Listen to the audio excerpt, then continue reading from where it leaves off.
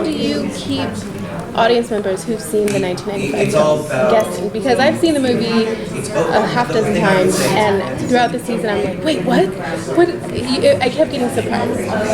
I mean, it's a different story. That's the trick. If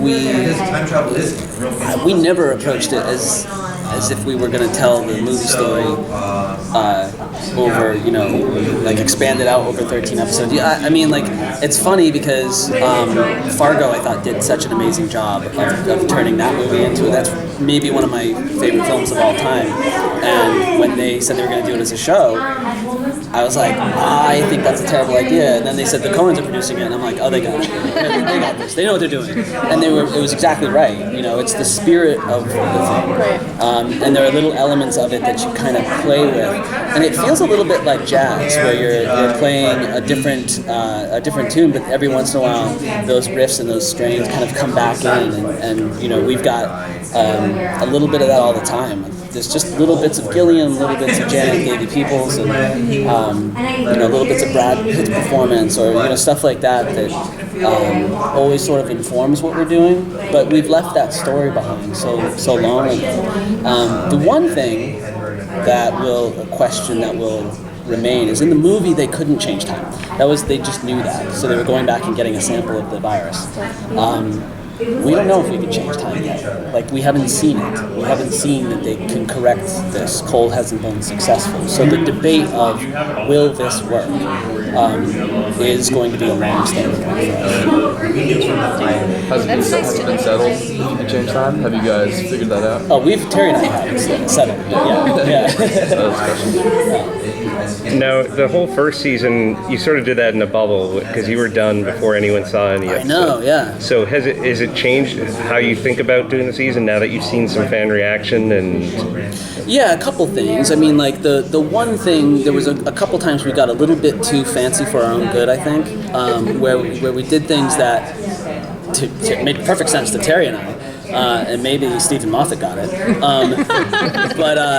but he was like, "Of course, it's just." But I think that there were, like, when you're telling these stories, and we don't like to be, have the kind of dialogue where you just explain what happened, because it just takes you out and it feels fakey. And but I do think that people got a little confused in a couple of the episodes where we were like telling 3 time periods at once. And then people were like in this time period, and then there was a younger version of them here, and then you were jumping, and then Cole's in both places. And I mean, I was editing one of those episodes, and I was like, what the fuck? And I wrote it, and I was on set, and I was just confused. So we're more mindful about that, about the clarity of the storytelling, and something else that I was just telling to the other table, but is that our actors are so good, and you can watch a scene with Kirk and Barbara or something, and like you don't need anything else happening, and you can just let them act, and so the show will kind of take some more of that those breaths and just sort of let the drama happen, because we were sort of breakneck storytelling last season, because we knew we were telling the story of Ramsey. We knew that we were setting casting issues. We knew that from before we shot the pilot, so we were trying to get there in those 13 episodes, and it was that was our goal. Now we can just sort of let our characters do their thing. You mentioned on the panel the words time travel agnostic. Yes. I love that. Are there any rules that you do follow with time travel? I mean, you mentioned the paradox in the panel, and we saw that last season. But are there any? I mean, we know Moffat doesn't follow rules. Moffat follows rules in terms of dramatic consistency, and so it's a little bit. I've never felt like Moffat or Davies just threw the book out and you went, that's bullshit. Like, I've never really felt that, and I'm a rabid fan of that show, and so I know it really well.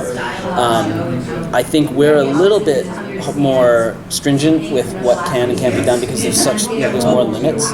We don't have a TARDIS. We have a box where Cole goes in it and he feels more guilty. But and it's not big on the inside. It's not big on the inside. It's just his sad box. He just goes in and he's sad. I think we do have rules. And we want to be consistent with what can happen. And in the first 4 episodes of season 2, you're going to learn kind of the way time works, which is different than I think anybody's done it. And it's a bit more oddly emotional than you would expect. So it's always important to us to not just be like, wibbly-wobbly, timey-wimey, everything's fixed. Because we never want to do that, but Doctor Who's never done that either. No. People stay dead, so I think that's important. Do you have the story all done for the second season? I mean, you already know where you're going and what you're doing? We have the first 7 episodes written in some way. We know where we're going, but our staff is...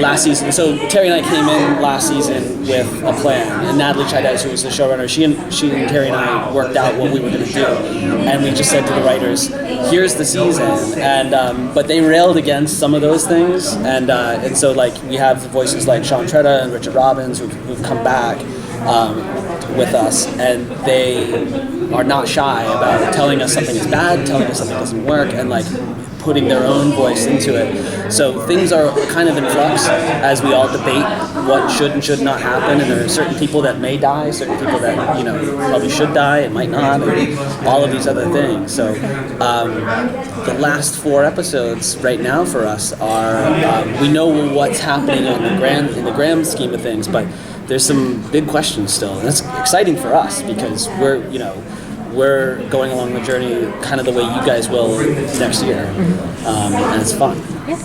Are there any new characters that you can tell us about? Well, we just announced Michael Hogan from Battlestar Galactica, who plays Colonel Ty, is coming on as Colonel Ty. It's weird.